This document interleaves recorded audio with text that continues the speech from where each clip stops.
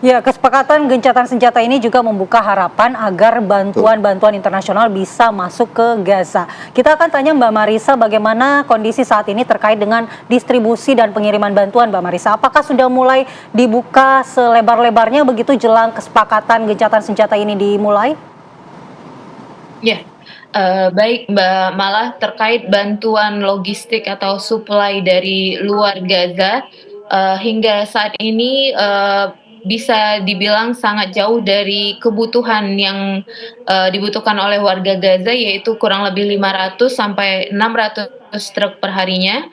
Dan setelah kesepakatan senjata ini, gencatan senjata ini atau ceasefire, tidak ada perubahan yang terlalu signifikan dari jumlah truk yang masuk karena, jalur masuk truknya masih sama, yaitu dari Kerim Shalom, which is di bawah kontrol Israel.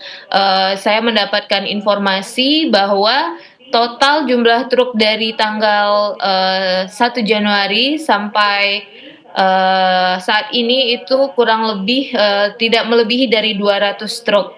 Dan akan tetapi, informasi isu tentang ceasefire ini, juga telah membuat harga, kebutuhan bahan pokok di Gaza mulai, menurun walaupun belum kembali normal seperti harga sebelum, perang.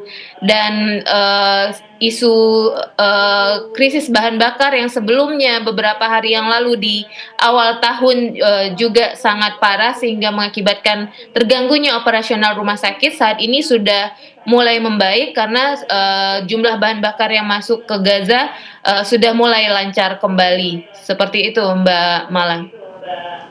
Sementara itu Mbak Marisa, apakah sejauh ini tentara-tentara PBB juga sudah melakukan pergerakan untuk paling tidak menetralisir serangan-serangan Israel di sana atau seperti apa? Oh, hingga saat ini belum ada, intervensi lebih lanjut dari, internasional, terkait, situasi di Gaza. Semua masih, dalam proses, karena ini benar-benar saat yang kritikal seperti yang kita ketahui bahwa usaha sabotase untuk ceasefire ini, sering terjadi dan bahkan, kemarin, dari pihak, Netanyahu sendiri, menunjukkan bahwa, mereka berusaha untuk tidak melanjutkan pembicaraan tentang deal hostage dan detail ceasefire lainnya, akan tetapi karena ada dari pihak Israel yang lainnya, partai lainnya, mereka masih, berusaha agar ceasefire, pembicaraan detail tentang ceasefire tetap berlanjut dan direncanakan di, Jumat ini, untuk kelanjutan pembicaraan dari pihak Israelnya. Jadi sampai saat ini usaha komunitas internasional, sepertinya lebih, mengawasi saat kritikal ini supaya, ceasefire benar-benar terwujud. Belum ada intervensi langsung di wilayah Gaza, seperti itu. Baik. Baik, kita ke Mas Pizarro. Mas Pizarro, menurut Mbak Marisa belum ada intervensi dari dunia internasional terkait dengan kesepakatan gencatan senjata ini. Bagaimana? Iya, ini kan kalau intervensi internasional, kalau semacam kayak tentara PBB, ini kan juga harus mendapatkan persetujuan dari Israel, seperti itu ya. Sedangkan Gaza secara umum kan memang ini basis kekuatannya para pejuang-pejuang Gaza gitu ya, yang mereka selama ini 15 bulan luar biasa loh, digempur, dibombardir, tetap masih eksis, meruntuhkan mitos tak terkalahkan tentara Israel yang selama ini diklaim hebat dan lain sebagainya. Makanya ini kan tadi seperti disinggung Mbak Marisa, ini kan ditunda voting untuk persetujuan gencatan senjata, karena di Israel itu dia harus dilempar dulu ke kabinet untuk disepakati kita nerima gencatan senjata atau enggak. Tetapi ini sebenarnya tuduhan-tuduhan biasa Netanyahu yang mengatakan ya Hamas ngutak-ngatik di last minute, itu hanyalah omong kosong lah, karena ini kan kesepakatan ini kan bukan mereka berdua aja, ini kan ada Qatar yang menengahi, ada Mesir, ada Amerika Serikat. Oh ya, yang lain nggak ada yang ngomong. Amerika, Mesir, Qatar, yang ngomong kan cuma Netanyahu. Ini jadi hanya semacam upaya Netanyahu ya untuk menyelamatkan muka dirinya di depan para keluarga-keluarga tentara. Ingat Mas ya, versinya Israel itu ada 400 tentara yang tewas. Tapi versi dari banyak pakar intelijen mengatakan ada lebih dari 1000 tentara Israel yang tewas dalam pertarungan di Gaza. Ini suatu angka yang sangat sulit diterima oleh Netanyahu, dan dia makanya ini mencoba untuk buying time, mengulur hingga kemudian nanti dia mengatakan di waktu yang tepat untuk gencatan senjata. Tetapi saya prediksi tidak akan lama lah. Mungkin hari besok ya, atau sampai hari Ahad ya, kabinetnya Israel dia akan menyetujui akan terjadinya gencatan senjata. Berarti betul isu bahwa di sana Mbak Marisa juga tadi sudah menjelaskan bagaimana ada upaya sabotase untuk menggagalkan upaya dari gencatan senjata ini. Betul gitu. Ini kan makanya kan diulur sama Netanyahu dia untuk memaksimalkan serangan terus dan menyerang basis-basis Hamas karena dia nggak bisa mengklaim nih ke masyarakat Israel bahwa kami menang perang. Gitu. Dari segala macam variabel kalau mau kita diskusikan itu kan nggak ada yang terpenuhi. Menghancurkan Hamas, mengembalikan Sandra.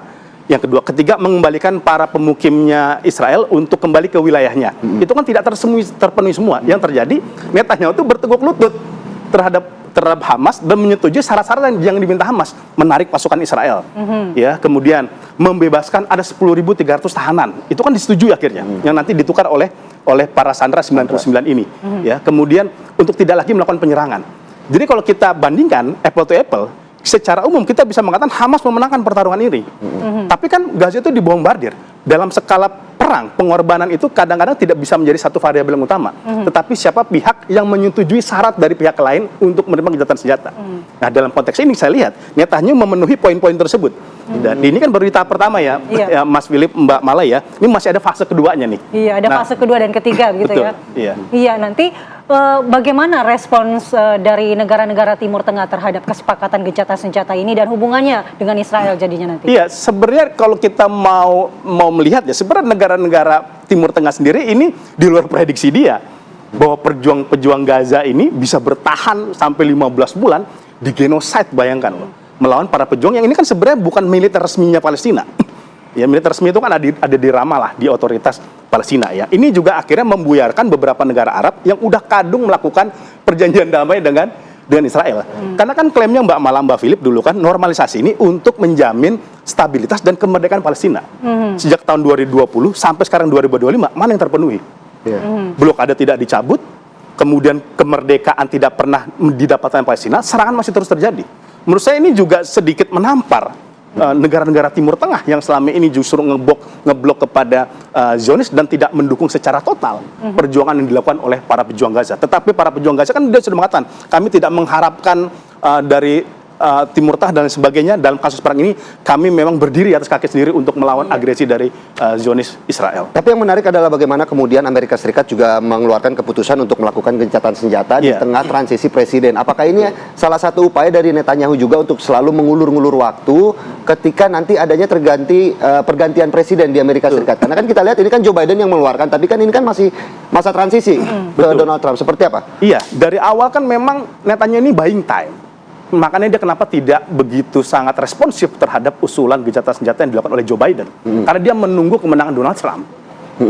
Ya, kedua presiden ini sebenarnya sama. Ya mau Demokrat, ya mau Republik, dia sama-sama dalam standing to support Israel seperti itu. Tetapi dia punya gaya yang berbeda. Memang Donald Trump lebih banyak dia mengakomodir keinginan Netanyahu selama dia memimpin. Bahkan ada yang mengatakan, oke, kita ada kredit bahwa Trump berhasil menekan Netanyahu untuk memberikan gencatan senjata, tapi itu bukan berarti berakhirnya perang di Gaza. Karena ketika Donald Trump menjadi presiden pun serangan masih terus terjadi di Masjid Al-Aqsa. Serangan juga yang 2021 itu ketika Masjid Al-Aqsa digeruduk oleh pasukan Israel dan kemudian Hamas merespon dengan melemparkan tembakan dan kemudian balik dihancurkan. Itu di eranya Donald Trump. Bukan di eranya Joe Biden gitu ya. Dan dalam beberapa hal kan Amerika Serikat juga gagal sebagai penjamin gencatan senjata dan sebagai negara yang mendorong kemerdekaan Palestina. Berkali-kali mereka against voting terhadap upaya kemerdekaan Palestina di PBB. Kita nggak bisa melupakan itu, Mas Philip dan Mbak Mala, seperti itu. Maka ini menjadi suatu ceasefire, menjadi suatu tapak awal untuk perdamaian, tetapi ini belum menjadi upaya untuk mengakhiri perang. Belum menjadi jaminan. Belum menjadi jaminan, kecuali Palestina merdeka dan Israel mencabut blokadenya. Iya. Baik, kita akan minta tanggapan lagi dan juga keterangan dari Mbak Marisa saat ini untuk di Gaza sendiri. Apakah masih banyak warga negara Indonesia yang berada di sana atau mungkin terjebak di Gaza, Mbak Marisa? Untuk saat ini hanya saya sendiri warga negara Indonesia yang berada di Gaza karena kita lagi dalam fase rotasi tim untuk kedatangan tim medis selanjutnya dan saat ini saya berada di Deir al-Balah, alhamdulillah wilayah yang cukup aman, Mbak Mala. Baik, berarti sudah tidak ada lagi ya warga negara Sudah, Indonesia betul. dan ini tinggal menunggu bagaimana jalannya nanti kesepakatan gencatan senjata ini terjadi. Betul sekali, yang tentunya kita harapkan semua bahwa gencatan senjata ini bukan lagi omong kosong belaka, bisa direalisasikan di Iya, sana meskipun begitu tadi ya. masih menjadi tanda tanya besar, Betul. mengingat karakter dari Israel sendiri Betul. yang selalu melanggar perjanjian. Baik, terima kasih Sama-sama. Mas Pizarro atas waktunya Mas dan Philip, juga Mbak Marisa. Tetap jaga kondisi Iya, dan kesehatan sehat di selalu, sana ya Mbak Mbak Marisa. Selamat bertugas kembali Mbak Marisa. Ya, dan pemirsa, kami masih akan kembali dengan informasi menarik lainnya di Apa Kabar Indonesia Pagi. Jangan kemana-mana.